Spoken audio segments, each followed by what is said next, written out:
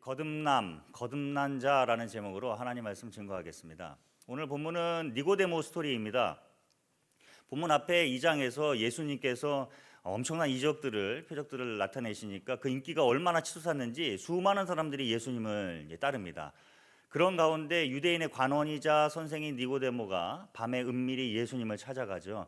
만나자마자 립 서비스를 늘어놓습니다. 2절에 보면 선생님, 당신이 행하시는 표적을 보니 하나님이 함께하지 않으면 할 수 없는 것들입니다. 당신은 하나님께로부터 온 선생이 맞네요. 극찬을 들어놓습니다.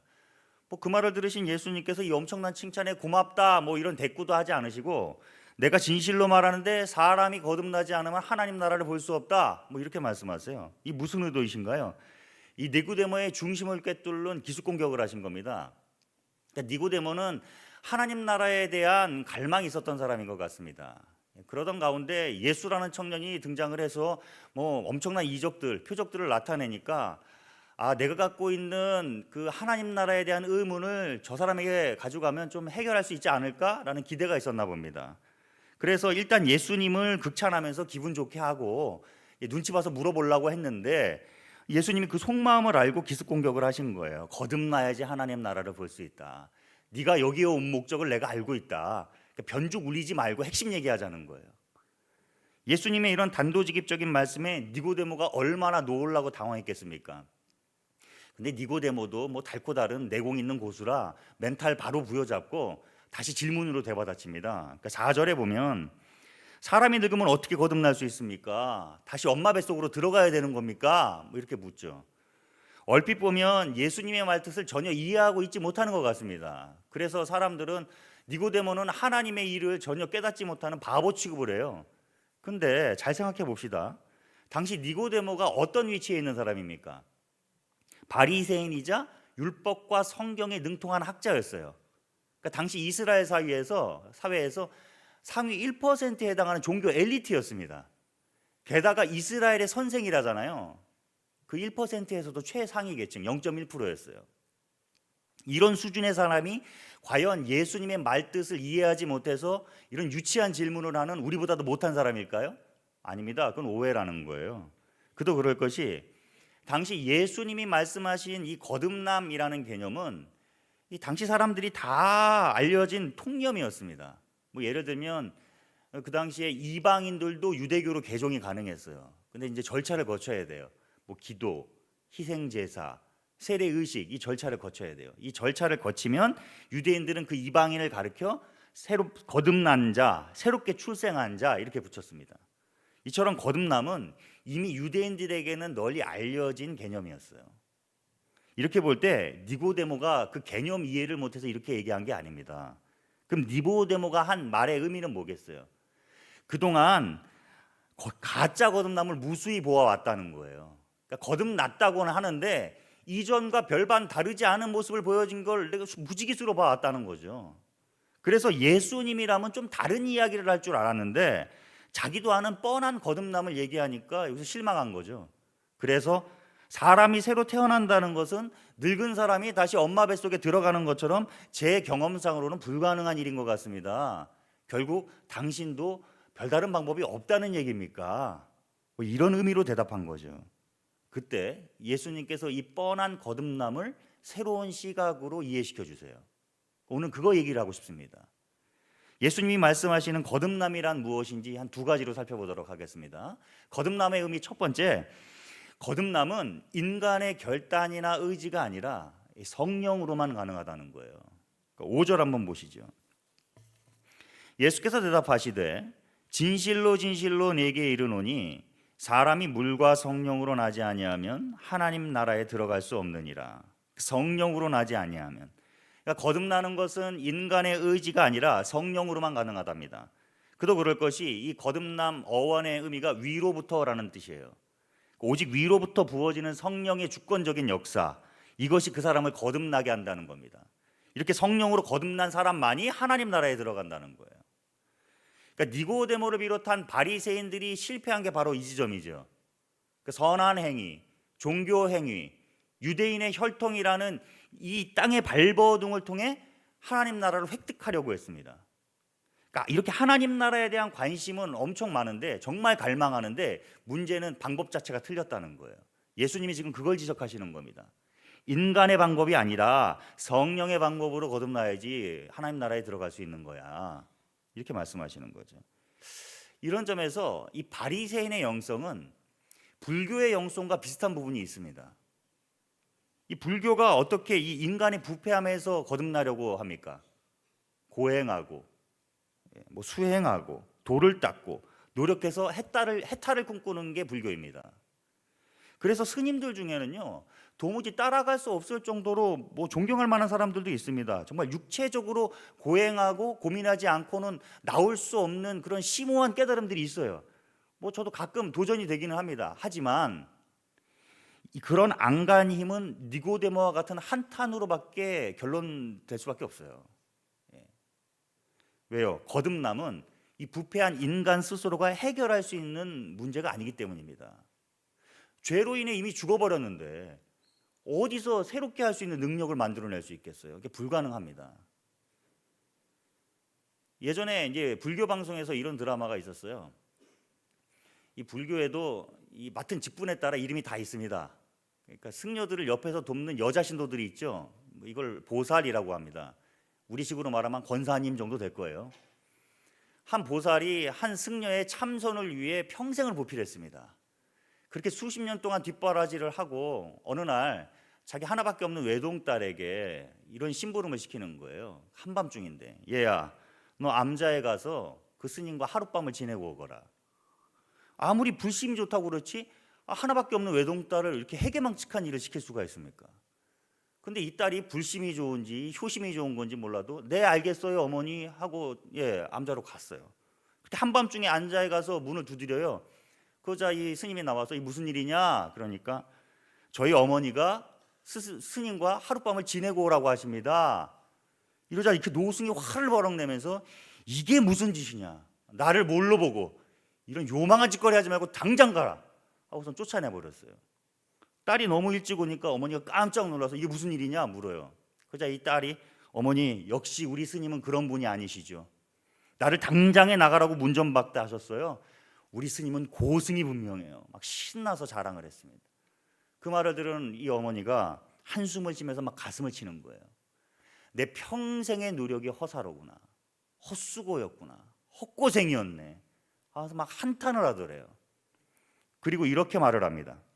어떻게 한밤중에 사람이 왔는데 사람이 보여야지 여자가 보이니? 느낌 오나요? 한번 더 해야겠다.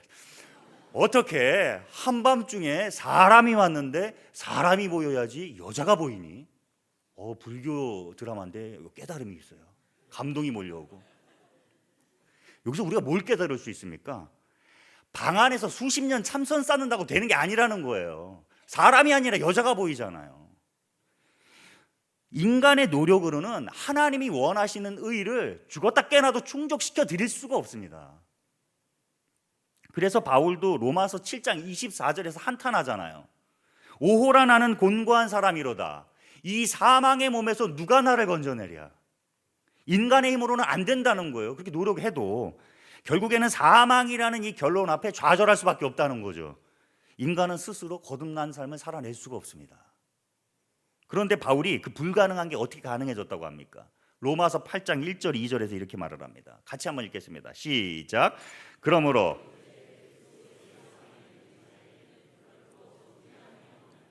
이는 그리스도 예수 안에 있는 생명의 성령의 법이 사망의 법에서 너를 해방하였습니다. 아멘. 예수 안에 있는 성령의 법이 해방시켜 줄 때 가능하답니다. 그래서 예수님이 거듭남의 방법은 오직 하나밖에 없다는 거예요. 위로부터 오는 하나님의 은혜, 성령으로. 그래서 우리는 감사할 수밖에 없어요. 어느 날 주님이 나타나셔서 야 내가 너를 거듭나게 할 테니까 한 감사원금 3억 만들어 와. 나쁜 습관들 다 뜯어 고쳐. 그리고 매일 새벽에 나와서 3시간씩 기도해. 이래도 우리는 감사함으로 빚내서 헌금해야 되고 교회에 나와서 살아야 돼요. 그렇게 해서 거듭나서 천국 가야 되는 거 아닙니까?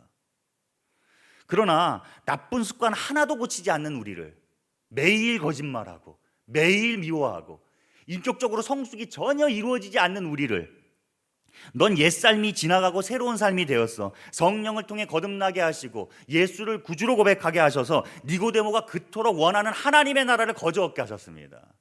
이런 점에서 축복 중의 축복은 거듭남의 축복이에요. 저와 여러분은 수지 맞은 사람들입니다.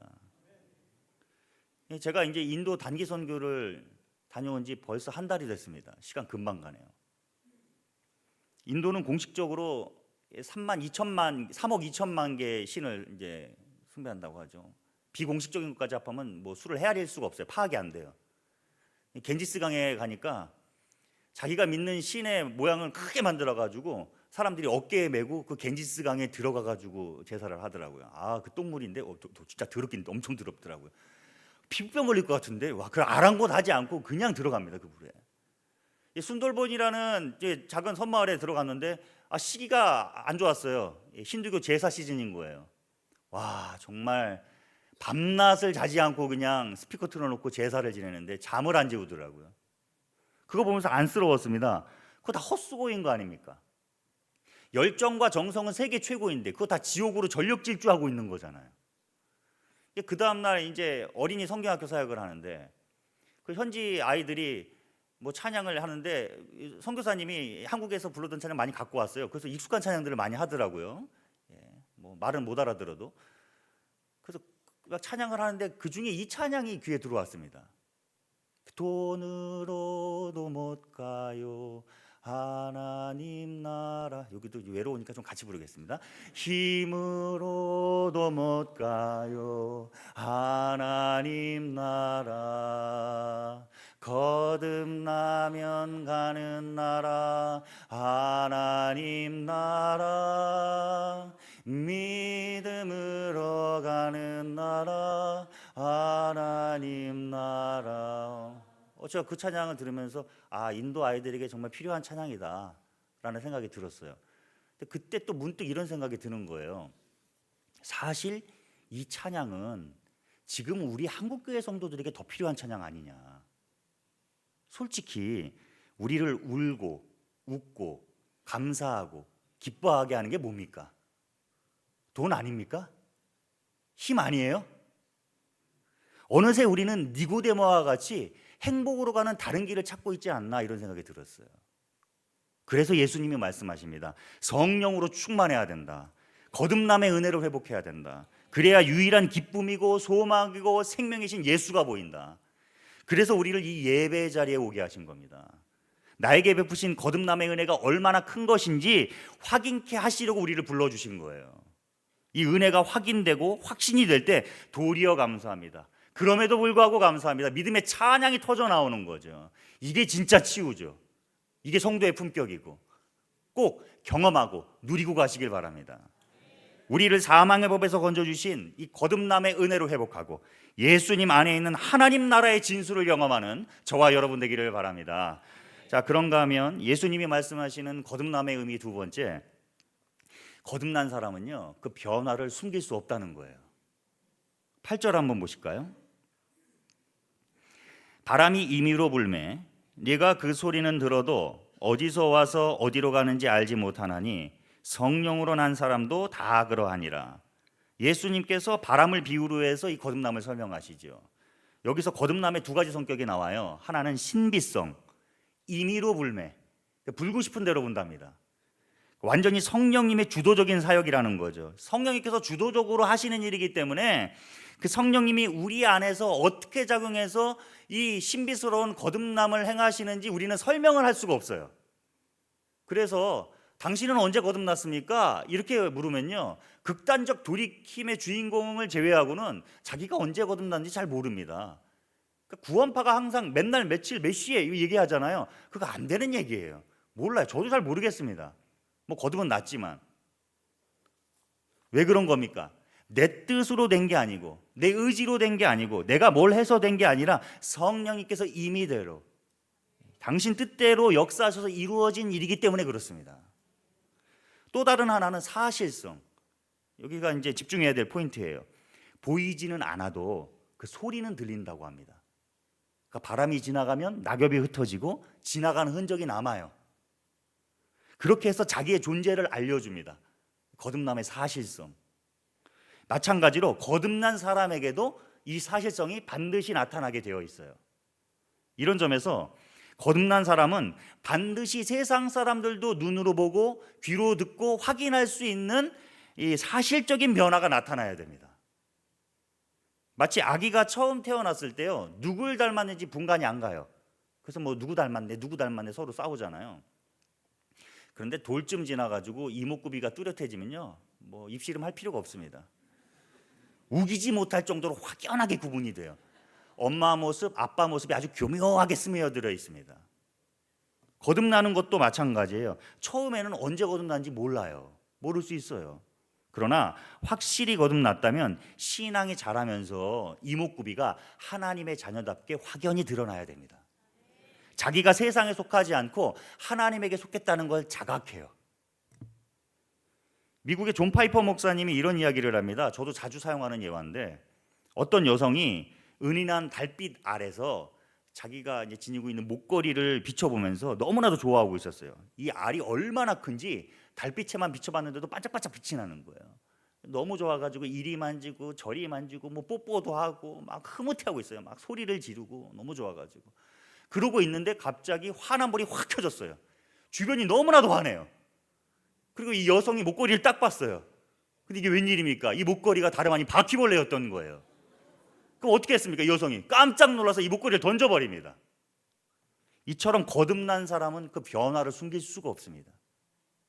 그래서 그 빛을 통해서, 빛이 들어오니까 그동안 아름다운 줄 알았던 세상 가치들이 바퀴벌레로 보이기 시작하는 거예요. 예수님이 제일 존귀한 가치가 되는 거죠. 바울도 그랬죠. 성령으로 거듭나니까 자신의 모든 배경과 스펙을 배설물로 여기잖아요. 세상 배경을 통해서가 아니라 예수님 안에서 나를 확인하겠다 선언하잖아요. 이 거듭남의 사실성입니다. 니고데모도 마찬가지입니다. 오늘 본문에서는 니고데모가 그 거듭남의 신비함을 알지 못하고 예수님과 헤어져요. 그 이후에 요한복음에서 2번 더 나오는데, 니고데모가 먼저는 7장에서 바리새인과 제사장들이 예수님을 잡아주길 모의를 합니다. 그때 니고데모가 예수님을 변호하고 나서요. 그러자 너도 그 사람과 한 통속이냐? 엄청난 비난을 받습니다. 뭔가 좀 달라졌죠? 그 다음 19장에서 나오는데, 예수님이 십자가에 죽으셨을 때 제자들은 다 도망갑니다. 근데 니고데모만 빌라도에게 찾아가서 예수님의 시체를 요구해요. 그리고 장사 지내요. 이미 자신은 예수님께로 전향했다고 선포하고 있는 거죠. 자기가 가진 모든 걸 포기하겠다는 겁니다. 뭘 의미하는 겁니까? 3장 이후에 어느 순간 거듭났다는 거죠. 그리고 그 사실적인 변화가 삶에서 나타났다는 거예요. 여기서는 우리 자극받아야 됩니다. 우리는 거듭났다에만 머무르면 안 돼요. 거기서 한 걸음 더 나아가서 거듭난 사람이 되어야 됩니다. 한순간의 경험이 아니라 연속적인 삶으로 이어져야 되는 거예요. 그래서 거듭난 사람은요, 훈련해야 됩니다. 세상과 충돌하는 훈련, 내 자아를 깨버리는 훈련, 하나님 아버지의 간섭을 수용하고 순종하는 훈련. C.S. 루이스가 자신의 책 순전한 기독교에서 이런 말을 합니다. 한번 들어보세요.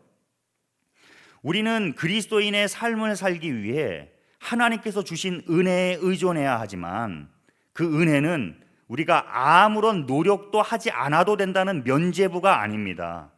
하나님의 은혜는 우리가 그의 뜻을 따르려고 노력할 수 있도록 도와주며, 이 노력은 결코 은혜의 반대가 아닙니다. 오히려 은혜를 받은 사람은, 그러니까 거듭난 사람은 그 은혜에 응답하기 위해 노력하는 삶을 살아야 합니다. 거듭나면요, 자동적으로 죄를 안 짓게 되고 막 사랑하는 마음이 샘솟고 그러지 않아요. 안 그러잖아요. 씨앗이 뿌려질 뿐이에요. 죄와 싸워서 이길 수 있는 씨앗. 그 씨앗을 자라게 하고 열매 맺게 하는 삶을 살려고 우리는 노력해야 됩니다. 아기가 태어날 때요, 아기가 할 수 있는 일은 없어요. 그때 엄마가 고생할 뿐이죠. 그런데 태어난 이후의 삶은 내가 밥을 먹어야 되는 거고, 내가 공부를 해야 되는 거고, 내가 직장에서 일을 해야 되는 겁니다. 부모가 그 삶을 대신 살아주지는 않아요. 이렇게 자기의 삶을 살 줄 알아야 사람이라고 하죠.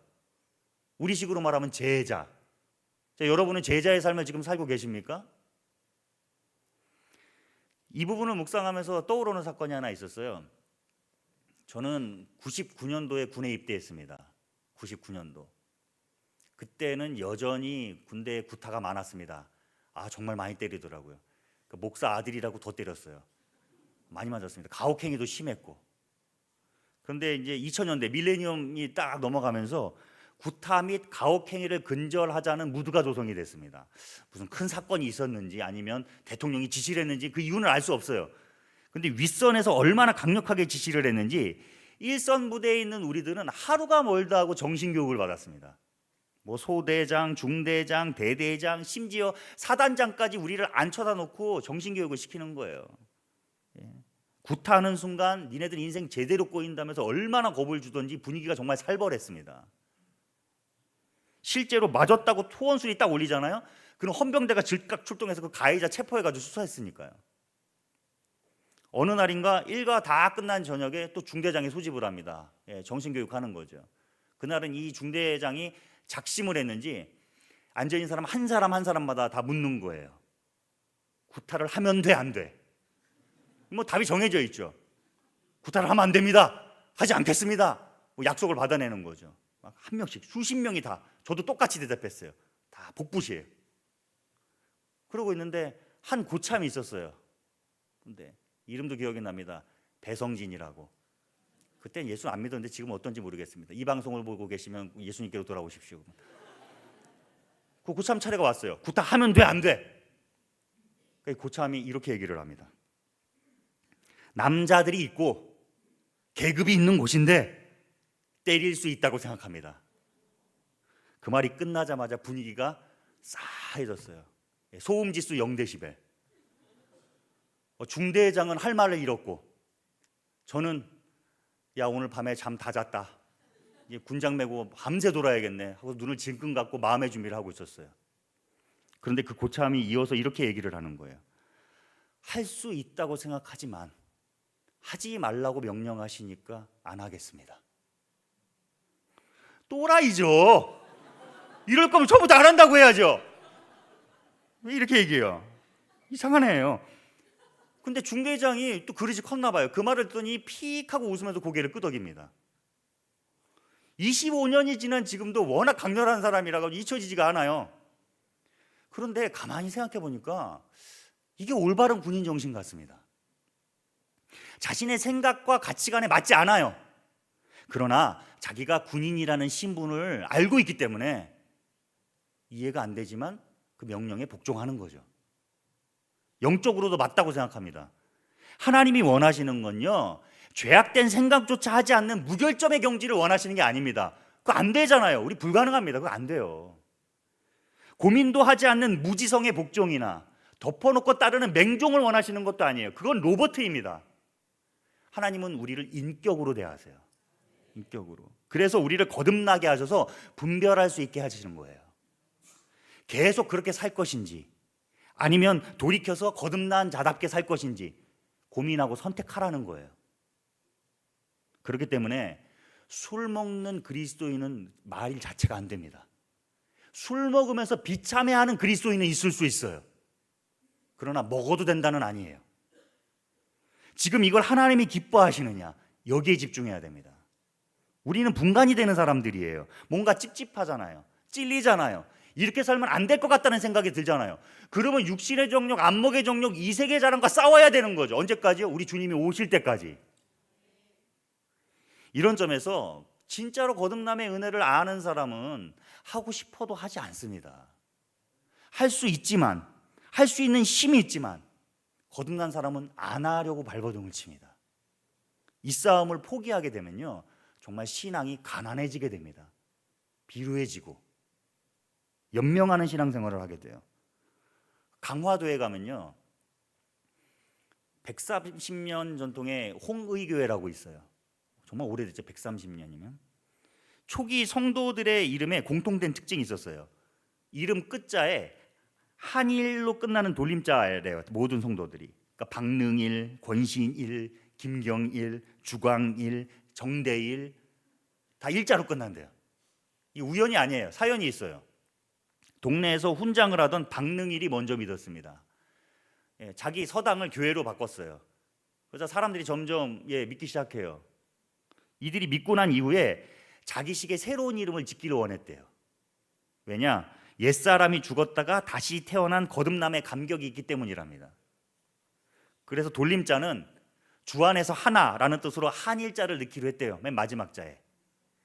그리고 성은 아버지께로부터 물려받았으니 그냥 그대로 유지하고, 그럼 가운데 자는 각자 희망하는 성경적인 언어를 넣기로 했대요. 그래서 믿음을 원하면 믿으신을 넣어가지고 김신일, 빛이 되길 원하면 빛광자 써가지고 박광일, 능력을 사모하면 박능일, 예배를 원하면 김경일, 뭐 승리를 원하면 전승일, 이런 식으로 계명을 했답니다. 안 믿는 동네 사람들이요, 이 사람들을 조롱하면서 검은개라고 불렀대요. 왜 검은개냐? 수수하게 입고 다닌다고 검은색 옷을 입고 다녔대요. 그래서 검은. 또 조상이 준 이름을 버렸다고 해서 저거 개, 그래서 검은개 이렇게 불렀대요. 근데 이겁니다. 믿음의 고백이 거기서만 그치는 게 아니라 비난의 자리, 삶으로 진입했어요. 신앙이 교회에서만 머문 게 아니라 일상에서도 나타났어요. 그러니까 삶이 메시지가 되는 교회였던 거죠. 이처럼 진짜 거듭남은요, 이 순간의 감정을 넘어 그 이후의 삶에서 증명이 돼야 됩니다. 거듭남은 게임이 끝난 게 아니에요. 그렇게 얘기하는 게 구원파입니다. 게임이 비로소 시작이 된 거예요. 넘어지고 실수해도 괜찮습니다. 다시 일어나서 주님께로 돌이키면 되는 거예요. 오늘도 하나님 의식하며 살겠다. 나 어제 넘어졌더라도 오늘 다시 하겠다. 예수 닮아가겠다. 주님을 위한 검은 개로 다시 살겠다. 이렇게 매일매일 몸부림치며 걷는 그 길이 바로 거듭남의 강력한 증거입니다. 김미경 강사가 자기의 책 인생 미답에서 이런 말을 해요. 자기 회사 직원들과 대화를 하다가 휴가를 가고 싶은데 돈이 없어서 못 간다, 뭐 그런 얘기가 나왔어요. 다 그렇죠. 뭐 여름 휴가 가려고 하는데 돈이 없잖아요. 그런데 이상하게 남들은 또 쉽게 가는 것 같아요. 불경기라고 하는데 공항 나가보면 해외여행 나갈 사람은 북새통입니다. 그때 우리가 뭐라고 얘기합니까? 아이고, 저 사람들은 남편 잘 만나서 부모 잘 만나서 저렇게 휴가를 가네, 팔자도 좋네, 이러죠. 뭐 직원들이 뭐 이런 얘기를 하더라는 거예요. 그래서 김미경 씨가 이렇게 말했답니다.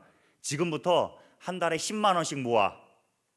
그래서 몇 년 후에 정말 예쁜 옷 입고 밀짚 모자 쓰고 하와이 가려고 인천공항에 서 있으면 사람들이 그럴 거야. 하여간 저거 남편 잘 만난 것들. 그러면서 한바탕 웃었대요. 너무 좋아가지고 이 이야기를 SNS에 올렸대요, 김미경 씨가. 뭐 유명인이니까 많은 댓글들이 거기에 달렸는데 그 댓글 중에 가슴 찡한 사연을 하나 발견했대요.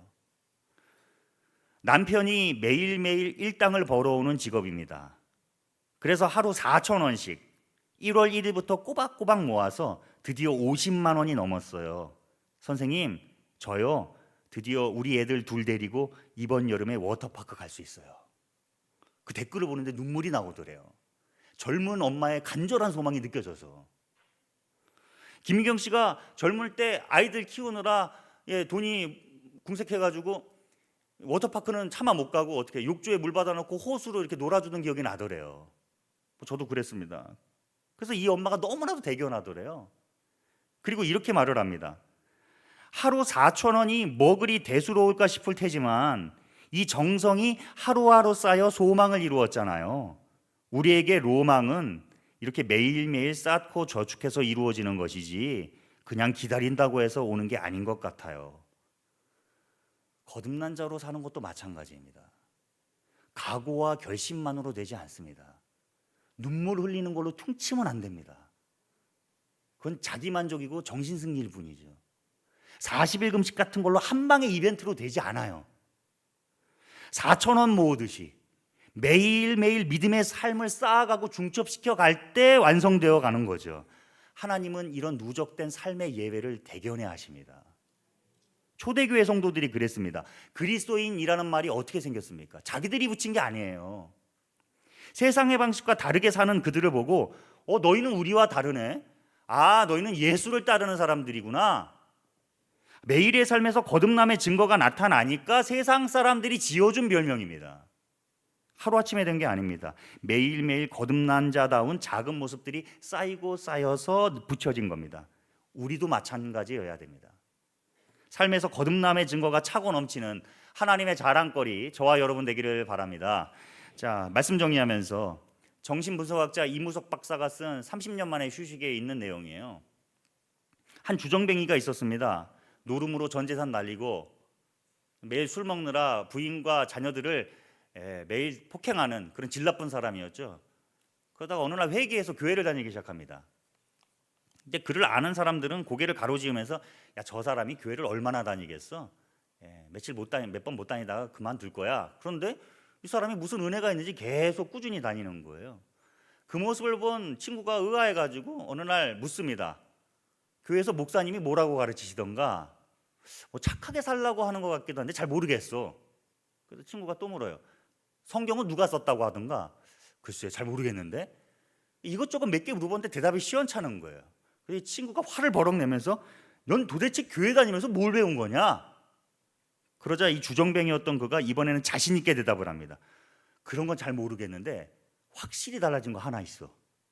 전에는 술 없으면 못 살았는데 지금은 술 생각이 전혀 나질 않아. 그리고 전에는 퇴근만 하면 도박하러 달려갔는데 요즘에는 집으로 달려가고 싶어. 전에는 우리 애들이 나만 보면 슬슬 피했는데 지금은 나랑 저녁 식사하려고 기다리고 있어. 전에는 아내가 퇴근해서 집에 가면 내 얼굴 쳐다보지도 못했는데 지금은 퇴근할 시간이면 문 밖에 나와서 나를 기다리고 있네. 이랬다는 거예요. 이 이야기가 오늘 말씀을 다 담고 있다고 생각합니다. 가만히 보면요, 성령으로 거듭나 예수님을 만난 사람은 아이러니하게도 그 경험을 말로 잘 설명을 못합니다. 불꽃 같은 사랑을 하는 연인들에게 왜 이 사람을 사랑하게 됐냐 이렇게 물으면요, 그냥 사랑해서, 좋아해서 라고밖에 얘기할 수가 없는 그런 논리입니다. 사랑을 하는 건 확실한데 논리가 없어요. 왜 그렇습니까? 거듭남은 내 뜻, 내 의지가 아니라 전적인 하나님의 은혜이기 때문에 그렇습니다. 그런데 정말로 성령으로 거듭나 진짜로 예수님과 로맨스를 하는 사람은 설명은 못해도 대인관계가 달라집니다. 내 주변의 사람들이 귀신같이 알아채요. 그리고 내 말과 행동과 생각이 영적으로 바뀝니다. 성령으로 거듭난 사람은 반드시 이렇게 예수님 닮아가게 되어 있어요. 성령으로 거듭나 천국 백성 된 영광스러운 나의 신분을 알고 확신하고 그에 합당한 삶으로 하나님 손에 들려진 멸류관과 같이 빛나는 성도 저와 여러분 되기를 바랍니다. 기도하겠습니다. 참 좋으신 하나님.